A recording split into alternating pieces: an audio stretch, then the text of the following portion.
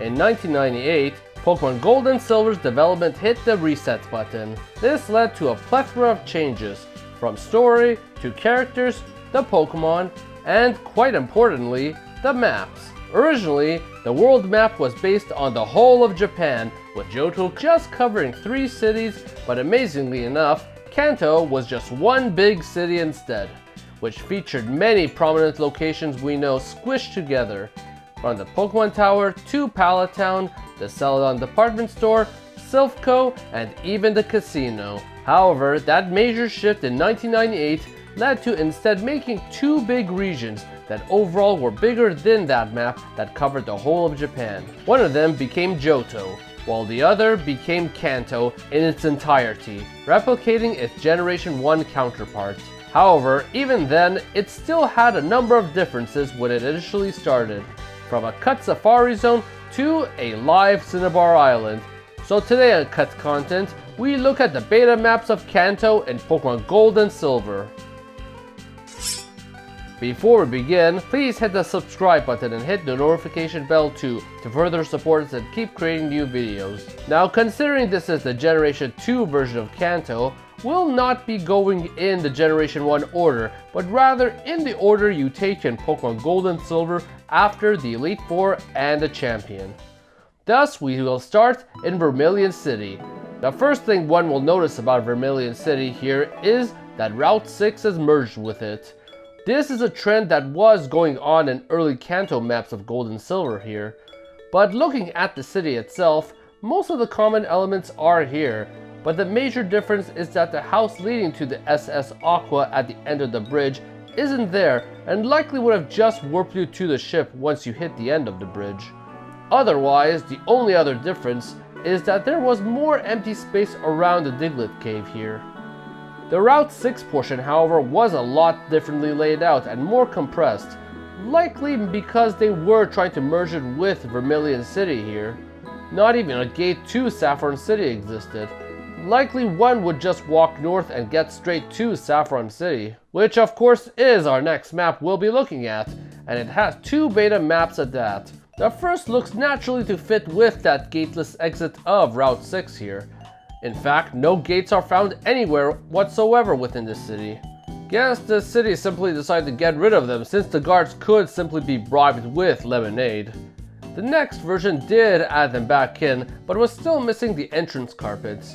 Now, the major difference between these 2 versions and the final games version is that they lacked the magnet train station, which simply had 3 homes here instead.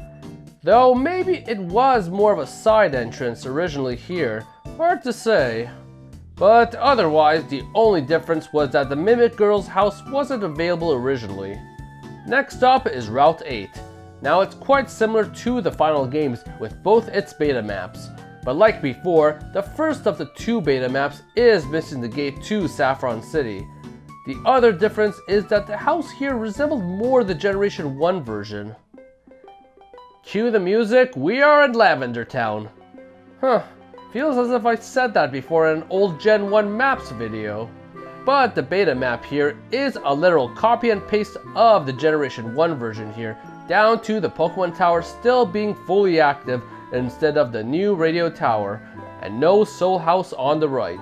My theory here is that they may have been originally working to port these locations as is and then modify them, as the only difference between the beta and the Generation 1 Lavendar Town are the designs of the signs and the Pokemart sign.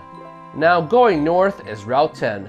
The interesting thing is that despite the beta Lavendar Town before being a near exact replica of the Generation 1 version, the Route 10 version isn't, as the roof of the Pokemon Tower was completely changed to match the final game's version here. Otherwise, the other half of Route 10 past the rock tunnel is quite different. In this case, there's a much larger power plant here that appears to be 4 floors tall and has a direct path to it as opposed to being required to surf to it. What's interesting is that it is 4 floors tall. This perfectly matches with the cut power plant from the 1997 build of Pokemon Gold and Silver that had a highly charged 4-floor power plant. It is possible that they wish to reutilize this here before severely downsizing it. The other oddity is this random bridge here that leads to nothing. However, plot twist, there was one more map that merged both sides of Route 10, with that bridge actually being what connected them, with this part of the tunnel wall being removed. This was likely done with the idea of not having the rock tunnel there, as it appears to be sectioned off in this version with fences. Therefore, this map with a random bridge might just be a leftover of this older map that they didn't get around to removing yet. Otherwise, the Pokemon Center was missing too. But moving further up, we are on Route 9. Two maps, both of which are similar except for the rock tunnel area.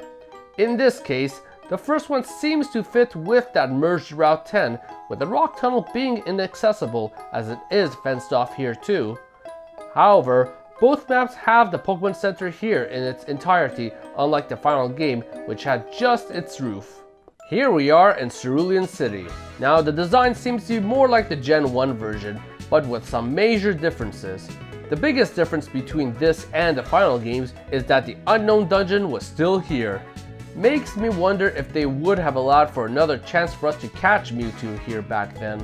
Otherwise, the bridge was longer and the robbed house was still here, more akin to the Gen 1 version. Now Route 24 and Route 25 were merged into one super route. The changes appear to be all on the left side, with Route 24's portion having a shorter ledge to the water and the hill up top was covered in dirt instead of grass. Now heading south of Cerulean City is Route 5. Like Route 8 that connected to Saffron City, the first beta map has no gate and can walk right into Saffron City. The second adds the roof of the gate, while the final version has the carpet. Otherwise, the only other difference being the generic gray roof of the daycare here in the beta version. Next up is Celadon City, and this one merged two routes into the city here. This basically has three locations in one. The city itself is almost exactly the same, with the beta versions just missing the entrance to the door on the south and no carpet to the condominium on the north. Now the Route 7 portion on the right, of course, has no gate leading to Saffron City, as was the case with Route 6, 5, and 8, while version 2 has the gate. Both maps also offer a more generic house for the underground path, much like Route 8. Now the Route 16 section is the same in both the beta maps as each other, but they look wildly different in the final games. Both were rather bigger in comparison to the final games version and had no gate, which I guess meant that you could simply walk down bike path instead of needing a bike. Now speaking of the bike lane, Route 17 is missing the gate at the bottom that leads it out, and is missing the little bit of water on the top right. Also, it is devoid of flowers. Next is Fuchsia City. This is another one of those cities that is merged with a route. In this case, Route 18 is merged with it. This version of Route 18 is pretty similar to the final games, except it has wooden fences and the first version has no gate. The rest of Fuchsia City, however, is rather identical except for one major difference. The Safari Zone had a door. And yes, they were indeed planning a return of the Safari Zone, and it is even found within the data of the final game. Putting a door where the door normally would be in the final game, one can enter the Safari Zone itself as the warp is actually still there. Now this one is different from the Generation 1 version, as it is only one area featuring two different sets of grass. No Pokemon were programmed into it either.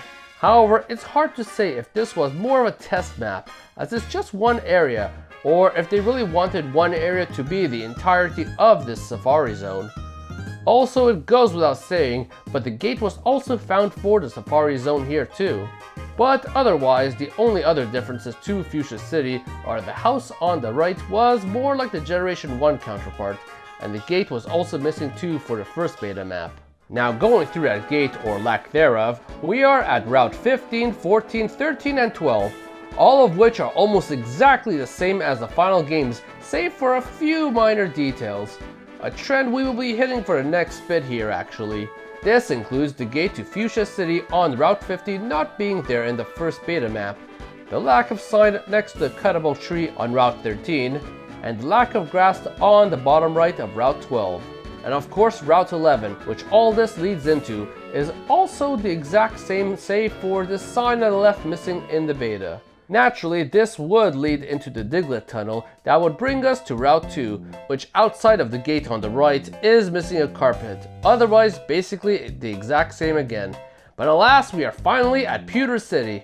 The major difference in this city being that the Museum of Science is still open, and much like the Safari Zone, it still even existed in the data of the game. These two floors here aren't just carryovers either, but rather actually were made with a full pallet to be utilized for the final game before it was cut. But since Pewter City otherwise looks more or less the same, we'll go to Route 3 and 4. Route 3 in this case being the exact same, save for this unnecessary second walk path on the hill. Route 4's beta map has a distinct difference in that it had a path that led to the unknown dungeon that was still around, much like its Generation 1 counterpart. However, more interestingly is that another map exists that merged Route 3 and 4 into another super route by getting rid of the rocky area between them, much as what happened with that merged Route 10 map. However, unlike that Route 10 map, Mount Moon is still accessible here, but might have only been an optional dungeon back then. The next map is Viridian City here. The beta map more or less was an almost exact copy and paste of the Gen 1 version, much like Lavendar Town, except the entrance to Route 1 is more like the final games. And this goes double for Route 1, which already looked like the Gen 1 counterpart even in the final game. But what I find interesting is a transition of these 4 trees here that became 2 in the beta and then none in the final game. I guess Game Freak kept chopping trees as development moved on.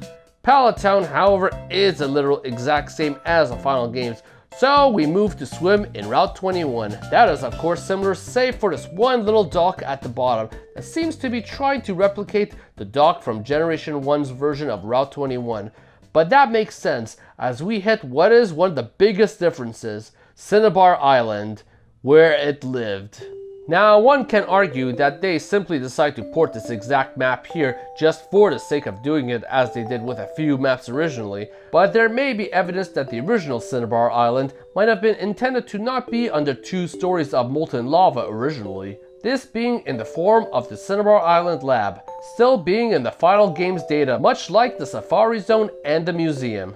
However, it seems while it was being ported over, it was left with a number of corrupt tiles and was never fixed since they decided to melt the whole island in the end. Normally you'd be able to get Blaine's badge here if this island wasn't destroyed, and you'd have collected your 16th badge at this point. But of course the final game led one to Route 20 instead.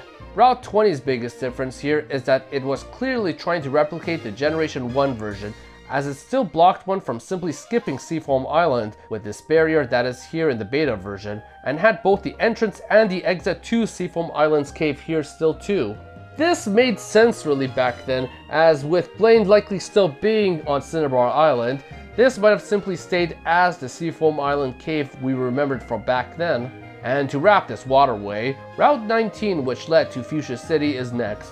The first beta map had a smaller beach overall and no gate to the city, while the second one had a more generic house as a gate compared to the final versions. Now Route 22 basically is the exact same as the Generation 1 version, as with many other locations, so skipping past this, we are now on Route 28. Route 28 is normally considered a Kanto map in the final game, but that was not always the case, as the beta map is actually considered a Johto map, as it connects directly from Route 27 instead, that is pretty deep within Johto. The map in this case is a completely different map, lacking houses and is quite small, but that all makes sense as it all leads into the beta version of Mount Silver's exterior, that was firmly considered as pure Johto back then. Now, unlike the final game's Mount Silver exterior, which was very simple to venture towards, this was a massive tree maze that you had to guide through chock full of tall grass, possibly meant as some final massive test before going in to fight Red. The interesting thing is that this was technically the second take of Mount Silver, as the 1997 version had its own Mount Silver in the form of Mount Fuji. As such, one can see the evolution of that one, which is very bare, to this more complicated one, only to go to something in between in complexity. And honestly, the more interesting design of the final game's exterior in the end looks more interesting than this big maze would have been. And these were the Beta Maps of Kanto. While many did have a clear resemblance to their Generation 1 counterpart, as some were just clearly ported over with plans to touch up later on potentially, many were also changed up enough to make for elaborate ideas, such as merging routes and even a brand new safari zone. Though it evolving into what we got was indeed the best choice, as it clearly showed that 3 years of time had passed between games to make enough differences in these maps.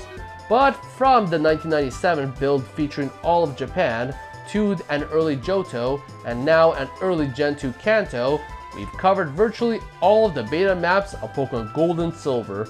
There very well may be more beta maps out there, hidden deep within Game Freak's archives, much as many of these were at one point. But if more of these find their way into the wild, I'll definitely plan to cover them, so hit the subscribe button, for I'll plan to be back with more Pokemon and other Games Cut content soon. Hit the like button and comment below on if you'd prefer the more merged and faithful design of Kanto over the final game's revamp. So everyone, thank you for watching!